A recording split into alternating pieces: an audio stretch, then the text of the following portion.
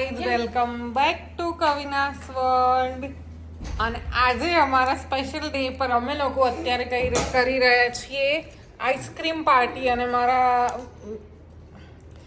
ભેષ પર તમે ના જતા કેમ કે I am so much tired, but anyways ice cream ખાઈએ છીએ. વંશરાજ પણ ખાય છે. વંશુ હાય કર દો બેટા. હાય. હાય. મમ્મી ડબ્બીમથી ખાય છે અમેરિકન નટ કેવો કંઈક. વંશરાજ હવે આઈસ્ક્રીમ ખાવા માંડ્યો છે. અત્યાર સુધી ખાતોય નતો. જોઈ લો હવે કેવો ભાવા માંડ્યો છે. અને અમારી એસી માંથી પાણી પડે છે. શું કરશું બોલો? એક ને એક બે વસ્તુ મૂકેલું છે, પાણી પડે છે તો. દીકો નીચે રમે. હાય.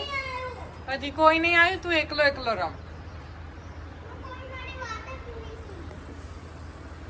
યસ ગાઈઝ, તો જેમ મેં તમને ગઈકાલના વ્લોગમાં કીધું કે મને કોઈ વિશ નથી કરતું, મેં એક વોટ્સએપ પોસ્ટ કરી હતી ખાલી. અને હવે તો વોટ્સએપમાં એવું ફીચર આવી ગયું છે ને કે જેને ટેગ કર્યા હોય એ લોકો રીપોસ્ટ બી કરી શકે. તો યશપાલે રીપોસ્ટ કર્યું એટલે બધા એને ખબર પડી ગઈ ઇનડાયરેક્ટલી કે આજે કંઈક છે, એટલે જ કવિનાએ મૂકી. કેમ કે આપણે ઇન જનરલ એવું મૂકતા હોઈએ નહીં, બહુ કંઈક સ્પેશિયલ ડેઝ હોય ત્યારે જ મૂકતા હોઈએ. તો મેં મૂક્યું હતું એટલે મારી મમ્મીનો તરત ફોન આવ્યો કે શું છે આજે કવિના. મેં કીધું શું છે એવું તમને તો યાદ નથી આવતું એટલે હું શું કરું. પછી મમ્મીએ કીધું કે એનિવર્સરી છે ને. મેં કીધું હા હવે તને યાદ આવ્યું. મેં કીધું ફોટો જોઈને યાદ આવ્યું, ધીસ ઇઝ નોટ ફેર. તો એ કહે કે હા ચલો હવેથી યાદ રાખીશું એનું ઓલ આવું બધું કીધું. ચલો મમ્મી સાથે ડન થઈ ગયું. અને હમણાં મારી મોટી સિસ્ટરનો ફોન આવ્યો તો એની સાથે 20 મિનિટ વાત કરી છે. એણે પણ વિશ કરવા જ ફોન કર્યો હતો. તો finally at the end of the day મારો હેપી ડે થઈ ગયો. મને વિશ કરી દીધું. જે લોકો મને મેટર કરે છે એ લોકોએ મને વિશ કરી દીધું એટલે મારા માટે બહુ છે. બાકી ના કરે તો પણ ઇટ્સ ઓકે. તો this is my look for tonight's dinner. થઈ ગઈ છું હું રેડી. વંશુ ને ડેડી ઓલરેડી નીચે જતા રહ્યા છે. તો અમે પાર્ક કરી દીધી છે કાર પાર્કિંગમાં. અને આજે અમારે જવાનું છે તામઝામમાં, સિંધુ ભવન રોડ ઉપર જે આવ્યું એ. એટલે બહુ જ મહા મુસીબતે પાર્કિંગ મળ્યું. બહાર તો ક્યાંય પાર્ક કરવાની જગ્યા જ નથી. આજે વીકડે છે તોય આવું છે બોલો. વીકેન્ડ્સ પર તો અવાય જ નહીં. સિરિયસલી ઘરે સરસ મજાનું રોટલી શાક બનાવીને ખાઈ લેવાય, પણ વીકડેમાં આવું હોય તો વીકેન્ડ્સ પર કેવું હોય. એનીવેઝ પહોંચી ગયા છે અમે. હવે ઉપર જઈએ છીએ. ડેડી અને વંશરાજે આજે મેચિંગ કર્યું છે. સો વી હેવ રીચ. બહુ જ હ્યુજ કેપેસિટીમાં છે અને બફેટ છે બેસિકલી. હા ડોનટ્સ મળે બેટા. તામઝામ ગઈ. અહીંથી બહાર સિંધુ ભવન રોડ કેવો દેખાય છે હું તમને બતાવું. વાહ.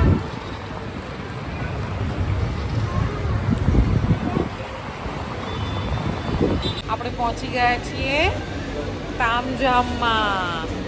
અને અહીંયા બહુ બધું છે એટલે વંશરાજને બહુ જ મજા આવશે. ઓલરેડી મુખવાસ જોઈ લીધો છે બહુ જ બધા ટાઈપનો. અને એને ડિનર કર્યા પહેલાં મુખવાસ ખાવો છે. યશપાલ ગયા છે નામ લખાવવા, બિકોઝ બહુ જ બધા લોકો આજે પણ આવેલા છે. વંશુ અહીંયાની એન્ટ્રી એક્ઝિટ જો પેલું સ્કેન કરવાનું છે. સ્કેન કરો તો તમને અંદર જવા મળે. આ મેટ્રો સ્ટેશનમાં આવું છે. અને યશપાલે લઈ લીધું છે ટિકિટ. તો ચાલો જઈએ. હે વંશુ ઇઝ હેપી ટુડે હે ને. બહુ સારું છે. એમ્બિયન્સ જો ગાઈઝ, એમ્બિયન્સ ઇઝ નાઇસ. હવે I will rate the food once I eat it. તો યા ટેબલ પણ સારું એવું મળ્યું છે. બહુ જ હ્યુજ છે. હ્યુજ એટલે સખત એમ. Vanshu is waiting for his food. તો આ છે મારી ડીશ. હું અત્યારે આટલું વસ્તુ લાવી છું.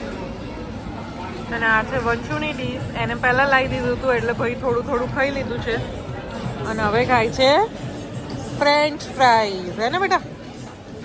પાસ્તા બહુ ભાયા વંશુને.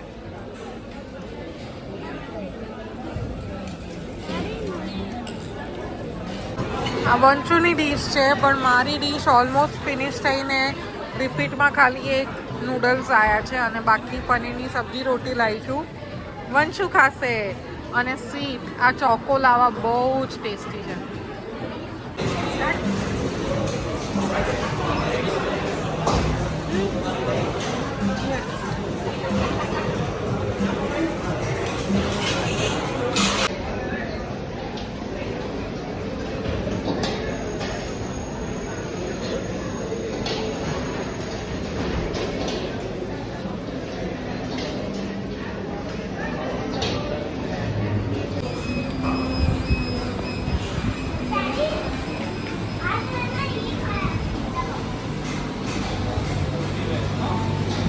લાસ્ટમાં આવી ગયું છે ઉપવાસનો વારો.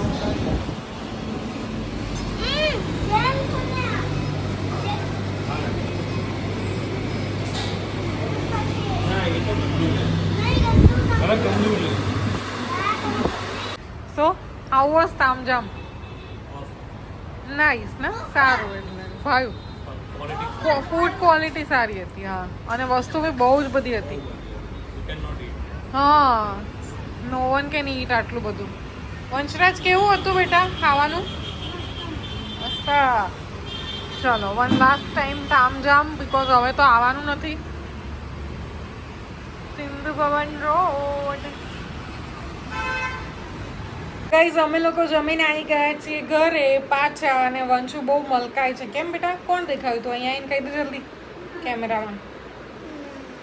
તો આજે અમને ત્યાં દેખાયા ગુજરાતી એક્ટ્રેસ છે એક, જે ગુજરાતી સિરિયલમાં કામ કરે છે. મારા સાસુ સસરા રોજ જોવે છે, પણ મેં એકચ્યુઅલી એનો ફેસ નહોતો જોયો એટલે હું ના ઓળખી શકી. બટ યશપાલ એમને ફેસ જોયો ને એ ઓળખી ગયા. એ કે આ તો રોજ મમ્મી પપ્પા સિરિયલ જોવે છે, એની જે હિરોઈન છે એ છે ને.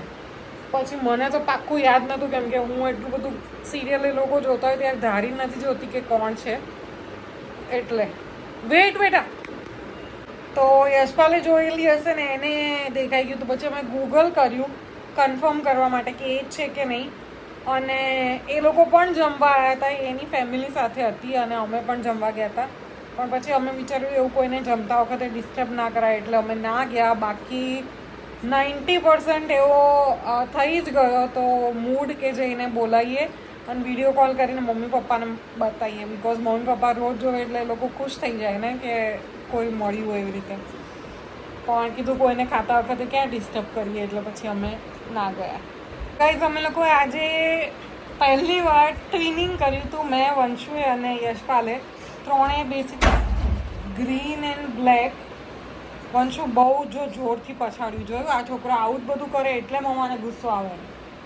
તો અમે લોકો બધાએ ટ્વિનિંગ કર્યું હતું ત્રણેય જણે અને જમવાની બહુ જ મજા આવી. અને ટુ ઓલ ધોઝ જેમને નથી ખબર એમને કહી દઉં, આજે અમારી કોર્ટ મેરેજ એનિવર્સરી છે, જે ખાલી અમને બંનેને જ ખબર હતી ઘણા સમય સુધી. જોકે એની પછી બહુ જ બધા એને ખબર, ફેમિલીવાળાને કહી દીધું એટલે ખબર પડી ગઈ. સો યસ, આજે અમારી કોર્ટ મેરેજ એનિવર્સરી હતી. Good morning guys. Please ignore my look. આજે છે સેટરડે મોર્નિંગ અને આજે અમે લોકો જઈ રહ્યા છીએ મારી સિસ્ટરના ઘરે ફોર અ નાઇટ સ્ટે. કાલે સાંજે પાછા, કેમ કે અત્યારે વીકેન્ડ છે તો છોકરાઓને બધાને રજા છે. એટલે મારી બંને મતલબ જે મારા કરતાં મોટી છે, આઈ એમ ધ યંગર વન, એટલે મારા કરતાં જે મોટી છે એ પણ આવશે અને અમે સૌથી મોટી દીદીને ઘરે રહેવા જઈએ છીએ, જેનું નામ છે ધારા. તો હવે નેક્સ્ટ વ્લોગ હું તમને એના ઘરે જઈને જ બતાવીશ. અને સાથે સાથે મમ્મી પપ્પા પણ આવે છે ત્યાં, એટલે અમારા બધાનું રિયુનિયન થવાનું છે. જસ્ટ લાઈક અમે મમ્મી પપ્પાના ઘરે રહેવા ગયા હતા એવી જ રીતે. સો સ્ટે ટ્યુન. નેક્સ્ટ વ્લોગ માટે એક્સાઇટેડ રહેજો, બહુ જ મજા આવશે. ત્યાં અમે શું શું કરીએ છીએ બધું બતાવીશ. So till then bye, take care અને keep watching, keep supporting. Thank you.